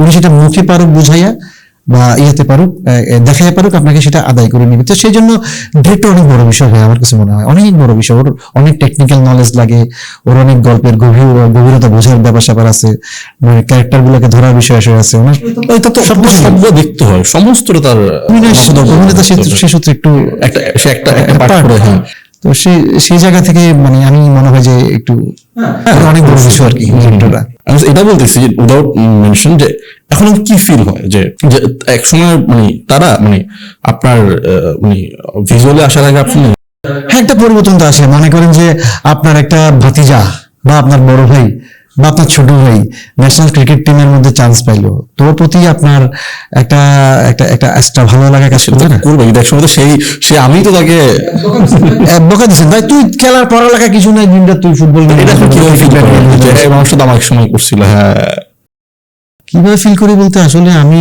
আফটার মানে 40 এসে ল্যান্ড করছি, তো আমার মধ্যে আসলে এটা উপভোগ করার মতো আর কোন রকম মানে বোধ শক্তি সব নাই আমার। আসলে আমার কাছে মনে হচ্ছিল যে এটাই ভবিতব্য, এটাই হওয়ার দরকার ছিল বা হওয়ার কথা ছিল, এটাই হয়েছে যে আমি আমার অভিনয় প্র্যাকটিসিং এর জায়গার মধ্যেই আসছি, এখানে হয়তো একটু আমি দাঁড়াতে পারতেছি, এই এতটুকু একটু দাঁড়াতে যে পারছি, এটা একটা আনন্দ আছে না, আমার একটা জায়গায় করতে পারছি একটা আনন্দ আছে না, সেই আনন্দটুকু আমি নিছি। এবং পরিচিত জনদের মধ্যে অবশ্যই একটা স্বাভাবিক, সবাই কিন্তু চায় যে তার পরিচিত জনদের মধ্যে কেউ একটু একটু ভালো করুক যে কোনো কিছুতে, তখন তার একটা এক্সট্রা একটা তার মধ্যে একটা ভালো লাগা কাজ করে, সেই ভালো লাগাটা আমি পাইছি সবার মধ্যে ওখানে। আপনি যদি জানতে চাচ্ছেন আর কি। না এটা হয় না, যেটা মজা লাগে তো সব চিন্তা করি যে হ্যাঁ তুমি আমার বলছিলে তখন কিছু হবে না, এখন তো তুমি এটা ফিল তো মজা তো লাগে অ্যাকচুয়ালি যে হ্যাঁ ঠিক না, ওইটা একটা ভালো লাগা থাকে, ওইটা অন্য কারো লাগে না, জানি না, থিয়েটারিস্টদের লাগা উচিত। কারণ হচ্ছে যে আমরা যারা থিয়েটার করতাম তা আমরা ক্যান্সার ভ্যাগাবন্ড আসলে, আমরা মানে কি আসলে কেন কি জন্য ছেলে থিয়েটার করে বলতেছি। তো খাবে জীবনে করবে নাকি, পড়াশোনা করতেছে কিনা, তো এটা একটা আনপ্রোডাক্টিভ জায়গা। তো সেই জায়গা থেকে এসে যখন এটার মধ্যে কিছু আমরা দিতে পারতেছি এবং এটাতে প্রাউড একটা জায়গা তৈরি হয়ে যাচ্ছে সবার জন্য, তো তখন তো ভালো লাগা কাজ করবি, মানে আমার দ্বারা কিছুই হবে না হ্যাঁ, এখন যখন- এখন মনে হয় না আমি যে কিছু একটা খুব বড় ছোট করে হলেও কিছু সেটা একটা। করতে জানি, আমি যে কিছু একটা করতে জানি, এটা যে স্বীকৃতি পাচ্ছি, একটা বড় আনন্দ। এটা তৃপ্তি আসে একটা। এই তো মানে এখন তো ধরেন যে প্রেমের অফার আসে অনেক, প্রেমের অফার অনেক আসে এখন। হ্যাঁ আমি বুঝলাম। হ্যাঁ, সেটা তো দেখে মনে হয় না, ভিজুয়ালি তো দেখে মনে হয় না। আর এখন তো মানে মেয়েরা নাকি এখন ধরেন যে মানে প্রেমের বিষয় তো ধরেন যে সে চায় যে তার মানুষটা পরিচিত হোক, ফেমাস হোক। আর সালমান খান তো বয়স হয় তাই না, সেই হিসাবে দেখলে তো ওই জায়গা থেকে তো আপনার তো সেই জায়গাতে আপনি আরো সালমান খানের অনেক ছোট বয়সে ও চিন্তা করলে তো এখন প্রেমের পানি কিনা এখন এই মুহূর্তে। না, অতটুকু পর্যন্ত গড়ায় না আসলে, আমরা ওই থিয়েটারের লোক তো, তা আমরা মানে কারোর সাথে কথা বলতে গেলে আমরা ওই কি বলবো খুব শৈল্পিক ভাবেই, জি কেমন আছেন, ভালো আছেন, জি হ্যাঁ হ্যাঁ হ্যাঁ, ওই টোনে কথা বলে যাই। তো কথা বলে গেলে একটা মানে কি বলবো এটাকে আপনাকে, এমনি একটা আড়াল তৈরি হয়ে যায়। এটা আসলে আমার সাথে খুব একটা এইসব হয়ে ওঠে না। আমার পাশে অনেকজনের কাছে দেখলাম যে না, মোটামুটি অনেক কিছু ঘন হয়ে আসতে চায় অনেকজনের, তো আবার পরে এটা দিয়ে খুব বিব্রত বোধ করে বাবারে ট্যাকেল করতে পারতেছি না। আমার ওইসব খুব একটা হয় নাই। না, ঢাকাতে ব্যাপারগুলো খুব কমন যে সেটা যাচ্ছে, মানে দেখা হচ্ছে, সম্পর্ক হচ্ছে, সম্পর্ক ভাঙছে। আমাদের এটা ইন্ডাস্ট্রি কেন ভাই? আপনি যখন নর্মাল অফিসে যাবেন, বা মনে করেন যে বাংলাদেশে একটা হাউস আছে যেটা উচিত কথা লেখে, শুধু মনে করেন একটা উচিত কথা বলা বা লেখার প্র্যাকটিস করার একটা একটা একটা হাউস আছে বা একটা প্রজেক্ট আছে বা একটা অফিস আছে, ওইখানের মধ্যে তো ভাই রিলেশনটা হতে পারে, মানুষ তো মানবীয় সম্পর্ক তো হবেই, ঠিক আছে? ওটা শুধু মিডিয়ার কথা অবশ্যই মিডিয়ার কথা আসলে যে ওই অর্থে যে আলোচনা থাকে সেটা আগ্রহ থাকে, ওদেরকে সবাই যথাযথ মানে একটা কল্পনা করে নেয় সে খুব সুবেশী একজন লোক, হ্যাঁ সে আসলে ভেতরের মানুষ, সেটা আমার কাছে সামনে এসে দাঁড়িয়ে আছে বা ওর সাথে থাকতে, এইটা একটা আসলে ফ্যান্টাসি, এটা সারা জীবন থাকবে। তো ওইসব ফ্যান্টাসিকে আসলে এটা আপনাদের বয়স হলে হয়তো বা কিছু একটা উলট পালট হওয়ার সম্ভাবনা ছিল আর কি, আমাদের সময় সেসব আর হয় না আসলে। এখন ব্যাপার হলো এই জায়গায় যে আপনি যখন এই যে এখন আপনি অভিনেতা থেকে কি তারকা হওয়ার স্বপ্ন দেখেন যে হ্যাঁ আমি তারকা হতে চাই বা হব, এরকম কি ফিল আসে? মানে একবার জিজ্ঞেস করা হয়েছিল আমির খানকে যে অভিনেতা এবং সুপারস্টার মধ্যে পার্থক্য কি, তা আমির খান বলছিল যে নওয়াজুদ্দিন সিদ্দিকের একটা উদাহরণ, নওয়াজুদ্দিন সিদ্দিকটাই বলি মজার, নওয়াজুদ্দিন সিদ্দিক বলছে ধরেন যে আমাকে সুই দেওয়া হয়েছে, সুতা দেওয়া হয়েছে, তো যে অভিনেতা সে খুব ইমানদারের সাথে সে সুতোটা সুর মধ্যে ঢুকানোর চেষ্টা করবে, আর যে সুপারস্টার সে দেখবে এই সুতোটা সুরের মধ্যে ঢুকাচ্ছে কে ঢুকাচ্ছে, যে ঢুকাচ্ছে তাকে ফেলে দাও, ঠিক আছে? আবার একই জিনিস আমির খান বলছে যে অভিনেতা সে প্রপারলি সুন্দর করে সুতোর মধ্যে মানে সুতোটা সুরের মধ্যে ঢুকাচ্ছে, কিন্তু যে সুপারস্টার সে অ্যাকচুয়ালি মানে সে নিজেকে নিয়ে পারফেক্ট, সে দেখতেছে আমি ঢুকাচ্ছি, সে খুব সুন্দর করে দেখাইছে, ভিডিওটা দেখা যেত। তা অ্যাজ এ আপনি জিনিসটাকে কিভাবে করবেন, সংজ্ঞায়িত করবেন? পরবর্তী ব্যাখ্যা করতে আমি একটু দ্বিধান্বিত হয়ে গেছি যে তারকা এবং সুপারস্টার, এটার মধ্যে আবার যে ওই যে নিজেকে ভাবার একটা বিষয় আছে। তারকা এটা আসলে আমার ভাবার কোনো জায়গা নেই, কারণ আমার যে স্কুলিং, সেই স্কুলিং এর মধ্যে আছে তুমি যত কিছুই পাও না কেন, যত কিছুই করো না কেন, তোমাকে গল্পে অনুভূত থাকতে হবে। আপনি দেখবেন অনেকজনে কিন্তু মানে কাজ করতে গিয়ে অনেক বিশাল বিশাল এক্সপ্রেশন দিয়ে বিশাল করে বলে কিছু একটা করে ওটা খামোখা ওর দিকে একটা তাকিয়ে রাখার একটা ব্যবস্থা করে রাখে আর কি, হ্যাঁ। যেটা উচিত না। আমাদের বলা হয় যে, আমাদেরকে বলা হয় থিয়েটারে যে গল্পে তোমার যতটুকু প্রয়োজন ততটুকুই তুমি দিবা, গল্পের চাইতে বড় হওয়ার কোনো দরকার নাই।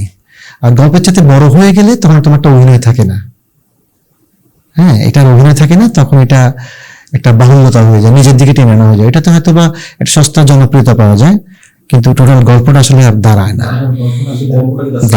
আমি আমি যদি মনে করেন যে আমার কাজ হচ্ছে এতটুকু, এখন আমি যদি এটাকে এলোপাথারি অনেক কিছু করে এত বড় করে নিজেকে বড় করার চেষ্টা করি, তো গল্প তো এতটুকু, গল্পের বাইরে চলে গেলে তো আর এটা থাকলো না কিছু, অবভিয়াসলি থাকলো না।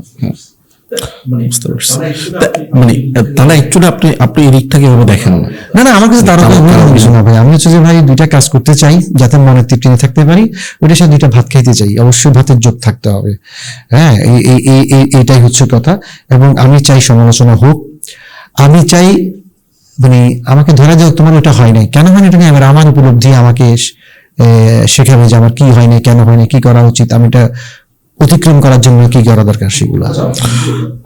আচ্ছা, যে আমরা এখন শুনি ইদানিং কেন যে আনোয়ার কাশ্যপের বদলতে বা নওয়াজুদ্দিন সিদ্দিক বা ইরফানের বদলতে একটা কথা এখন আমরা মোটামুটি মুখস্থ যে ম্যাথোরেক্টিভ।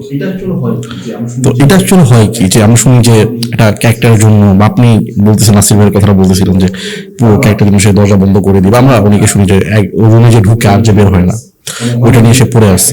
এমন হয় যে একটা ক্যারেক্টার প্লে করে এসে সে যখন আরেকটা সিটে ঢুকতেছে অন্য ক্যারেক্টারের ভিতরে, সে ঢুকতে পারতেছে না এবং সে নিজেকে খুঁজে পাচ্ছে না, এবং ওই ক্যারেক্টার ভিতরে এসে পড়ে আছে, সে অন্য ক্যারেক্টার প্লে করতে গেলে ওই ক্যারেক্টার চলে আসতেছে। তো এটা কি আপনার সাথে কখনো হয়েছে কিনা? হয়নি এই কারণে, কারণ হচ্ছে যে আমি যখনই কোনো প্রোডাকশন হাউসে যাই, কেউ বলতে পারবে না কখনো যে আমি আমার ক্যারেক্টারের বাইরে অন্য কিছু নিয়ে কখনো এঙ্গেজ ছিলাম। এটা কেন পারি না, এটা হচ্ছে যে আমাদের ওই একটা ব্যাপার থাকে, আমরা যখন থিয়েটার করতে যাই না, আমরা মঞ্চে ঢোকার আগে ভাবি যে এই তো একটা প্রে করি, আমরা প্রে করার পরে যেটা হচ্ছে যে আমরা ভাবি যে এখানে একটা আলখাল্লা আছে লাগানো, আমার ক্যারেক্টারের নাম হচ্ছে জাদুকর, একটা আলখাল্লা রাখা আছে, দেখা যাচ্ছে না, একটা অদৃশ্য আলখাল্লা আছে, আমি এতক্ষণ রুবেল ছিলাম, কথাবার্তা বলছি, কেমন আছো, হাই হ্যালো সবকিছু করলাম, যেই আমি ক্যারেক্টারে ঢুকবো তখন আমি আলখাল্লাটা করে ফেলছি, আমি এখন জাদুকর, আমি রুবেল না।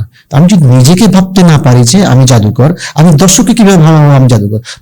দর্শক কেন বিশ্বাস করবে আমাকে?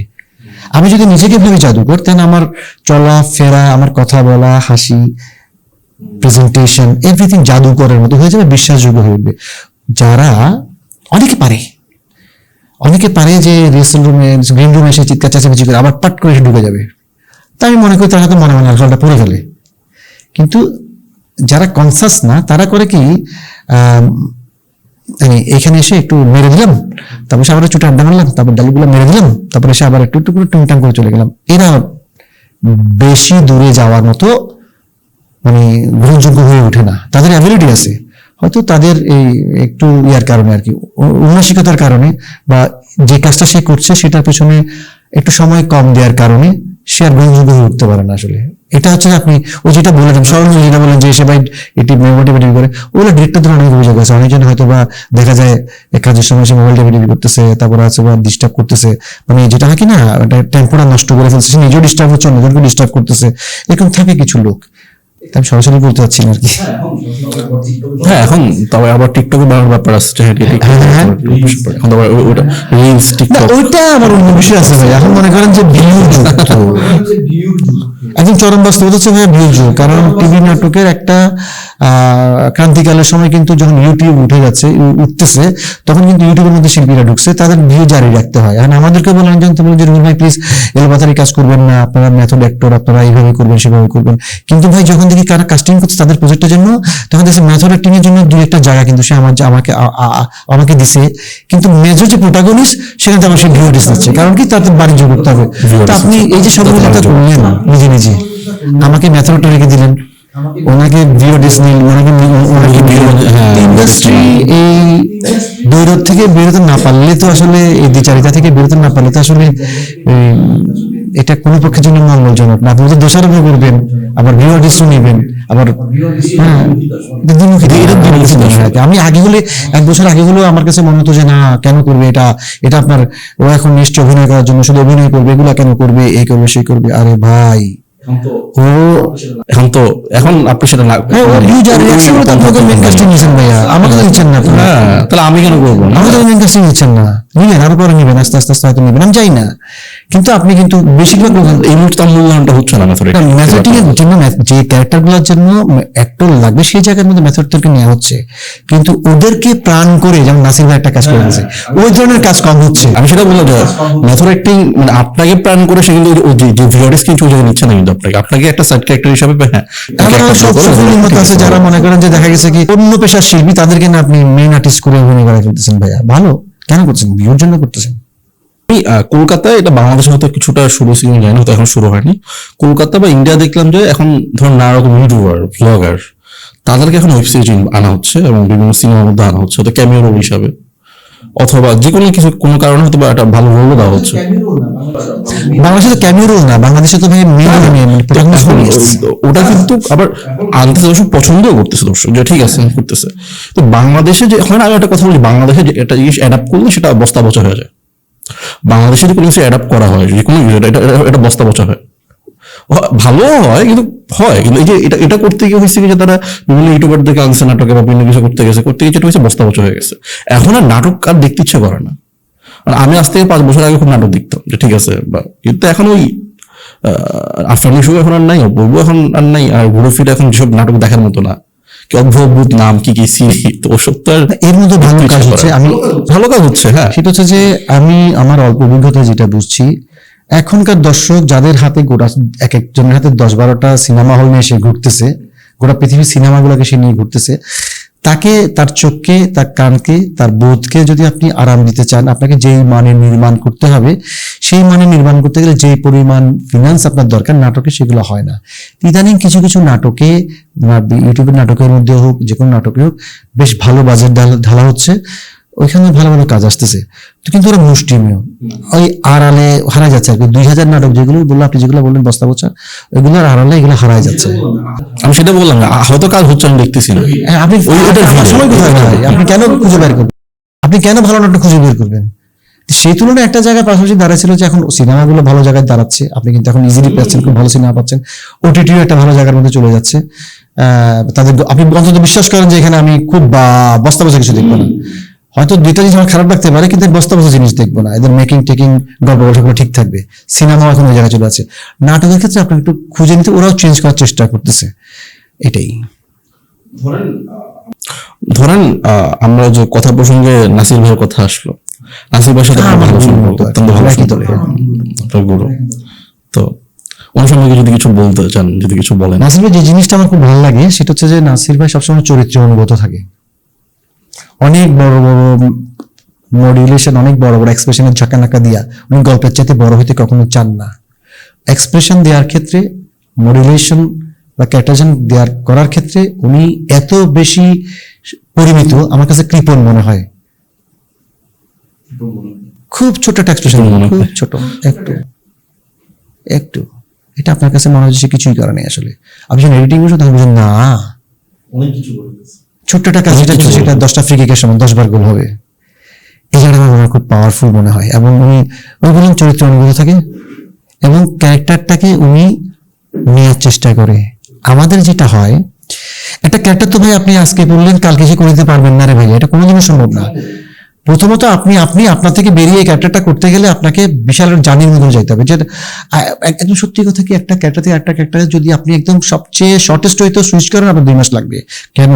প্রথমত আপনি ক্যারেক্টারটাকে আঁকলেন, পোর্ট্রেট করলেন, তারপর এটার ইনার সাইকোলজি বুঝলেন, তারপর এটার আউটার সবকিছু বুঝলেন, ইনার সাইকোলজি, আউটার সাইকোলজি, হ্যাঁ সবকিছু নিয়ে আপনি বুঝলেন।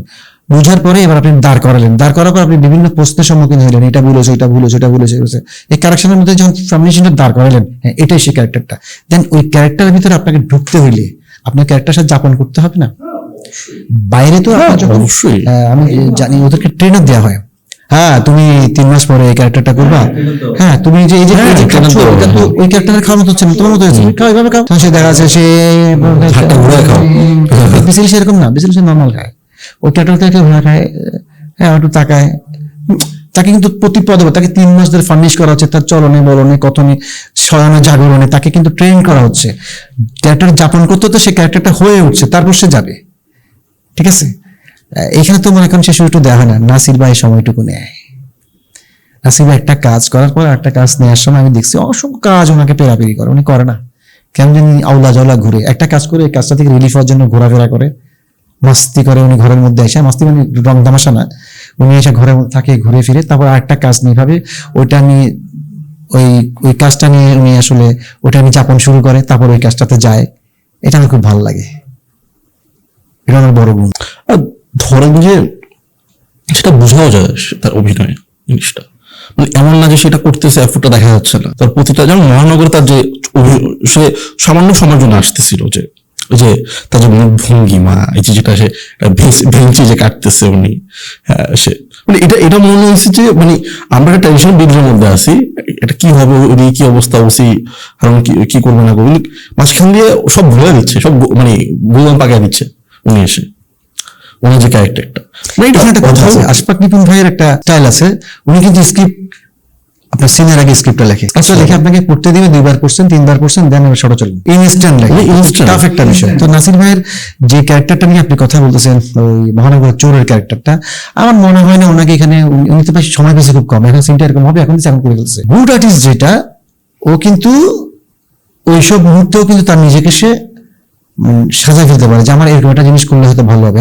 তার এই যে সে যেটা করতেছে একটা অঙ্গভঙ্গি বা এগুলো করতেছে, এটা যে দর্শকের কাছে দর্শনীয় মনে হচ্ছে বা ক্যামেরার মধ্যে লোভনীয় মনে হচ্ছে বা ক্যারেক্টারের মতো মনে হচ্ছে, এটা কিন্তু ওনার অনেক দিনের প্র্যাকটিস আছে না, থিয়েটার করছে, হ্যাঁ আউট অফ প্র্যাকটিস, হ্যাঁ এটা তো ওনার দীর্ঘদিনের প্র্যাকটিস, উনি গুড আর্টিস্ট, এটাই প্রমাণ করে ওনাকে।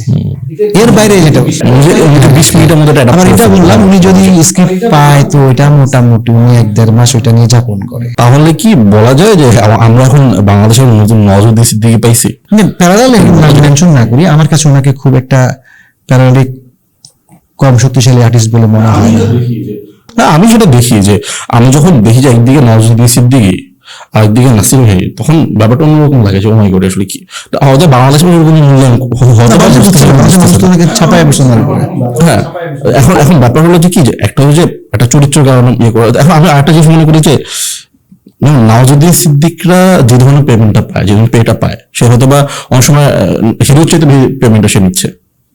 যদি আমাদের আপনারা আবার নাসির ভাইয়ের মতো মানুষ যদি এই ধরনের পেমেন্ট যদি পায়, তারা হয়তো আরো বেটার কাজ দিতে পারবে।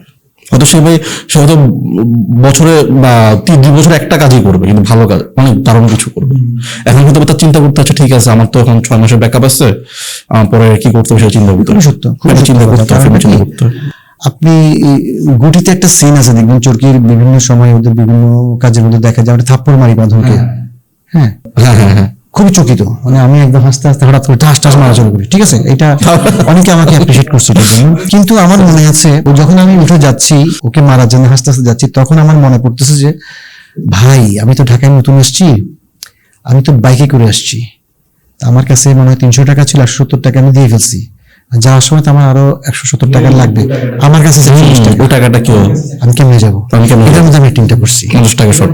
যদি আমার আর্থিক নিশ্চয়তাটুকু থাকতো তাহলে আমি হয়তো আরেকটু ইন করতে পারতাম ক্যারেক্টারের ভিতরে, আর একটু এফোর্ট। হ্যাঁ কিন্তু ওখানে যে এটা চলতেছে, আপনি ছাড়া কেউ জানে, এই যে টেনশন ফিল আপনি করতে পারেন, আরো বেটার হতো। আর্থিক নিশ্চয়তা সবকিছুর জন্য ভালো।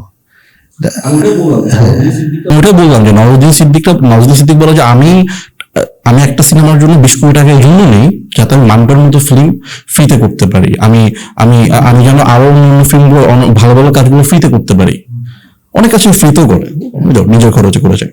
তো আমাদের বাংলাদেশে যদি ওই ধরনের পেমেন্ট পায়, হ্যাঁ যে একটা ক্যারেক্টার জন্য সে হয়তো একটা ক্যারেক্টার করতেছে, 2 কোটি টাকা সে পেমেন্ট নিচ্ছে, এরকম 2-1 হবে, ওদের একটা আলাদা অডিয়েন্স আছে।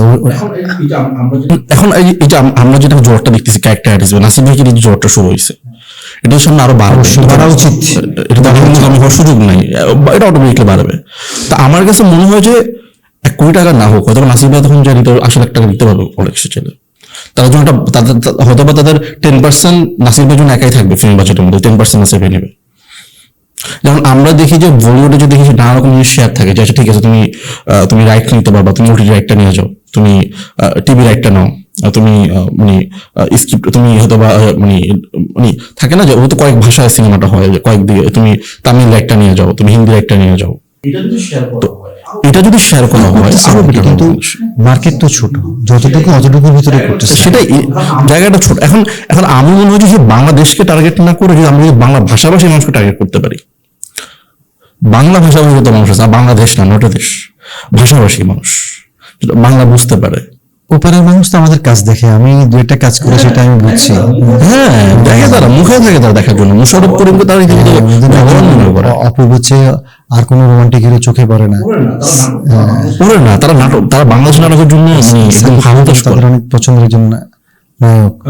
তো সবকিছু মিলাই, তবে হ্যাঁ ওই আমাদের তো গণমানুষের টেস্টকে দুমড়ে মুচড়ে আপনি হঠাৎ করে এক জায়গায় আনতে পারবেন না।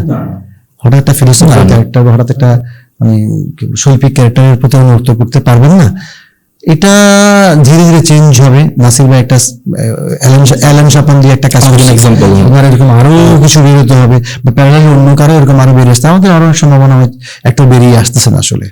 ঠিক আছে, হ্যাঁ। আচ্ছা, আমি একদম শেষের দিকে চলে আসি, আপনি ডিস্টার্ব না করি আসে একদম। হ্যাঁ, আমাদের আমরা চিটাগংয়ের মানুষ।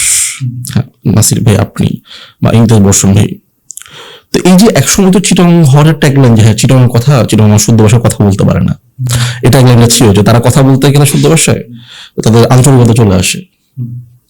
তো এখন অ্যালান শব্দটা কিন্তু মোটামুটি চিটাগং ভাষায়, এবং চিটাগং ভাষা বলতে নতুন একটা ভাষা উনি রপ্ত করছে, মানে কিছুটা চিটাগের, কিছুটা শুদ্ধ একটা mix এবার মানুষ কথা বলে তো সিটং এ যারা আস্তে আস্তে কথা বলতে চায় তারা এরকম বলে। চিটাগংয়ে যারা শুদ্ধ ভাষাটা বললে কাইন্ড অফ এরকম এখন মানে একটু মিশ্র, মানে সিটং এর মানুষ সাধু ভাষায় শুদ্ধ ভাষায় সাধু ভাষায় কথা বলতে গেলে যেটা হয় ওটা ভালো, যেটা হয় অ্যাকচুয়ালি, হ্যাঁ ওই ফর্মটা উনি দেখাইছে এবং এটা মানুষ খুব ভালোভাবে গ্রহণ করছে। আমরা দেখি যে বরিশাল ভাষা নাটক, সিলেটের ভাষা নাটক দেখি, আমরা দেখি যে আপনার ময়মনসিংহ ভাষা নাটক দেখতেছি, আমরা নোয়াখালী ভাষা নাটক, এটা ফানি দিচ্ছে। কিন্তু আমাদের চিটাগং ভাষা যখন আসে বোঝা হয় কিছু বুঝি না। কিন্তু এই যে বাউন্ডারিটা উনি ভেঙে দিল, এখন যে মানুষ চিটাগং ভাষা শুনতে চায় যে না আমরা আরো কিছু নিতে চাই। তো এটা কি সামনে কি এটা ভবিষ্যৎ কি আপনি দেখতেছেন যে এখন তো এটা ভালো দিচ্ছে, এখন ভবিষ্যৎ কি আরাম বেড়ে কিছু পাবো এখান থেকে? বা এখন আর ওই সমস্যাটা পরিতে হবে চিটাঙ্গা মানুষ শুদ্ধ ভাবে? চিটাঙ্গা মানুষ আর শুদ্ধ কথা বলতে পারে না, ব্যাপারটা এরকম আমি কখনো বিশ্বাস করি না। আমার কাছে মনে হয় যে একটা আঞ্চলিক টান থাকবে। ঠিক আছে, আরবিকরা বা পূর্ব ইউরোপের লোকেরা যখন ইংলিশ বলে ওখানে বোঝা যায় ওটা করে কথা বলে। তো এই টোনাল কোয়ালিটি ডিস্টেন্স গুলো থাকবে। তা আপনি আমাদের অনেক বড় বড় আর্টিস্ট যাদের কথাবার্তার মধ্যে বরিশালের টোন থাকে, ময়মনসিংহের টোন থাকে, পাবনার টোন থাকে, অনেক টোন থাকে, এগুলো আমি অ্যাকসেপ্ট করতেছি। চিটাগংটা একটু বুঝতে দুরূহ বলে এতদিন আমরা গ্রহণ করিনি, এখন আবার এটা তো আমরা মজা পাচ্ছি। এটা ভাই 2.5 কোটি জনগোষ্ঠীর একটা ভাষা। এখানে শিক্ষিত লোক আছেন, সচিবালয়ে আছেন, ডাক্তার আছেন, সবকিছু এই রাষ্ট্রের রন্ধে রন্ধে একদম জেলে তাঁতি হতে আরম্ভ করে বা কি বলবো আপনার ব্যবসায়ী হতে আরম্ভ করে কূটনীতি সব কিন্তু চিটাগং লোকজন আছে আসলে। সুতরাং এটা আপনার জন্য সর্বস্তরে অপরিচিত কোনো ভাষা না।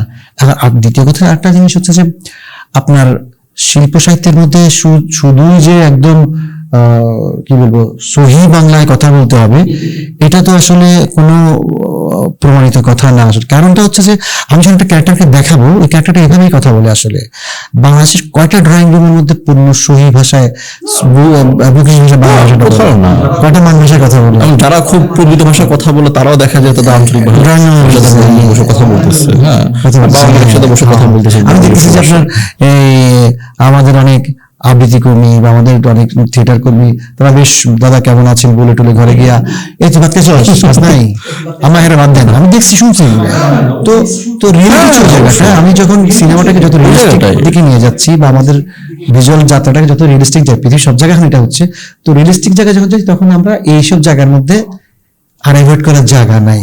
এখন আপনি চিরানি ভাষা কি বললাম না, চলচ্চিত্র মানে তো চলমান চিত্র, চলমান চিত্র। তো আমার যে জায়গায় যা যা চলতেছে আমি তাই দেখাবো। তো সেই জায়গায় চিত্র মানুষের কেন আমরা মানে কেন করা হতো না আসলে এটা কেন জানি হয়ে আসছিল। এটা এই কারণে যে আমরা সবাই হয়তো বা একটা সময় এই যেটা আমি না সেটা দেখতে চাইতাম আর কি। আমরা মান ভাষার মতো কথা বলাটা দেখতে চাইতাম সবখানের মধ্যে, কিন্তু ওটা যে আর আমাদের গল্পের সর্বাংশে আমাদের গল্প হয়ে ওঠে সর্বশতাংশে, এটা তো হয় না। হয়তো দেখা যাচ্ছে হ্যাঁ এটা 10% মধ্যে ঠিক আছে, এটা ঠিক আছে, বাকি 90% মানুষজন আমরা যেভাবে নানান কথা বলি ওই ল্যাঙ্গুয়েজ টোনটাকে আপনার ধরতে গেলে তো দোষের কিছু আমি দেখিনি, দোষের কিছু দেখিনি। সেই সমস্ত সেটা একটু বেশি পিছিয়ে ছিল, এটা মানুষ পিছিয়ে রাখা হয়েছিল, এটাকেও আমি আসলে পছন্দ করছি না। এটা আবার অতীব একটা ইয়া চিন্তা আর কি, মানে মৌলবাদী চিন্তা না। এইভাবে এখানে বাংলা বলবে বলতেছে তো, আপনি তো জিব্বা অপারেশনের সহি বাংলায় কথা বলতে পারবেন না। ভাষা তো অ্যাকচুয়ালি আমরা ভাষা যেটা মানে ভাষা বলতে আপনি কি মানুষ একে অপরের সাথে অনুভূতি আদান প্রদান করে। তো অনুভূতি আদান প্রদান যেটা যে কোনো মাধ্যমে হতে পারে বলতে কি আমাদের চিটাগাং মাটিতে বড় হয়েছে, তার কথার মধ্যে তার এটা থাকবে। সে তো আর নদীর শুদ্ধ উচ্চারণে বলতে পারবে না, সে অ্যাক্টিং করতে আসলে তাকে নদীর উচ্চারণে কথা বলতে হবে। সে যদি ড্রয়িং রুমে যদি কথা বলার বিষয় দেখে, সে যদি নদীর উচ্চারণে কথা বলে, ভাই এটা চেয়ে বিভৎস জিনিস কিছু হবে। এটা চিটাগাং ড্রয়িং রুম, একটা বরিশালের ড্রয়িং রুম, একটা drawing room, Khulna drawing room, এটা কোনোদিন হইতেই পারে না। মান ভাষা সবাই কথা বলে না তো। আগে একটু কেমন জানি সবাই নাকশিক কেটে দাম পেয়েছে, এটা আমাদেরও দোষ আছে ভাই, আমরা এরা চলতাম, আমরা এরা চলতাম। হ্যাঁ না দরকার নেই, না বলি হ্যাঁ ঠিক আছে। ও চেষ্টা বলতে অতিরিক্ত শুদ্ধ বলা। আচ্ছা আমরা একদম শেষে চলে আসি, একটু র্যাপিড ফায়ার খেলি। হ্যাঁ আমি যে শব্দটা বলবো ওই শব্দটা নিয়ে আপনার মাথায় যেটা আসবে ইনস্ট্যান্ট আপনি সেটা বলবেন। আচ্ছা আপনার অনুভূতি যেটা। ওকে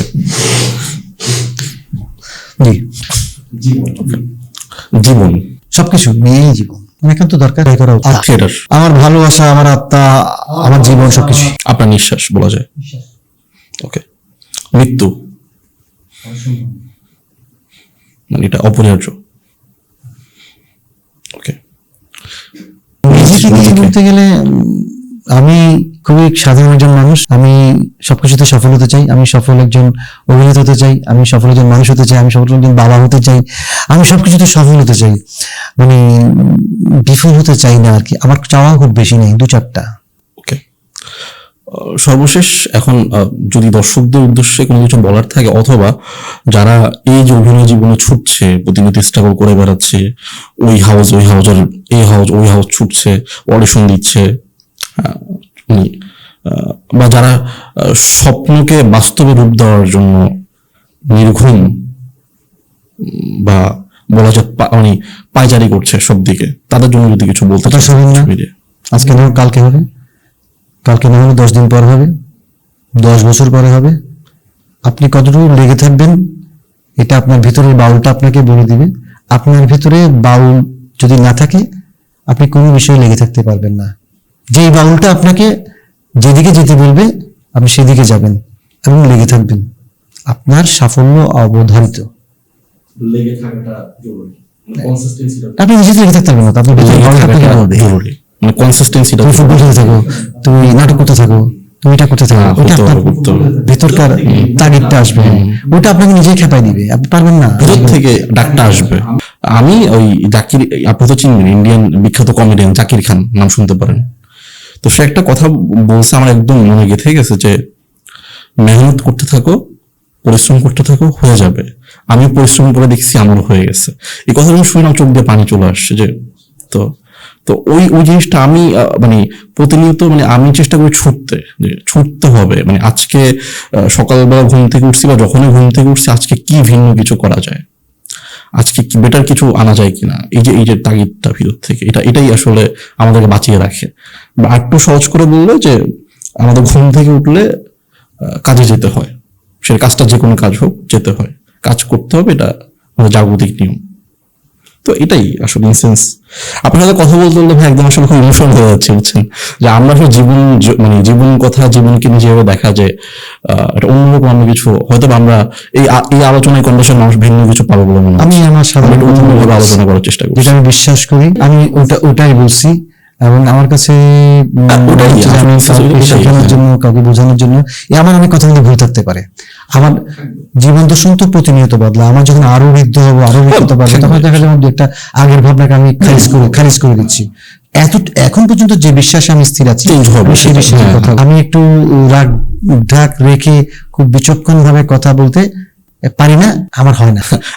আমাদের এই যে পডকাস্টটাতে এটাই যে আমরা নিজের মতো করে কথা বলবো, অ্যাকচুয়ালি যেটা ফিল করি। এটা তার কোনো শুটিং সেট না যে আমরা এখানে নিজে কিছু বানানো স্ক্রিপ্ট বলে গেলাম, এটাই। অসংখ্য ধন্যবাদ ভাই, আপনার সাথে কথা বলে ভীষণ রকম ভালো লাগছে। ছাড়তে ইচ্ছা করতেছেন, তবু ছাড়তে হচ্ছে আপনাকে। দোয়া করবেন আমাদের জন্য। ধন্যবাদ, আপনাদের উত্তরোত্তর সাফল্য কামনা করি।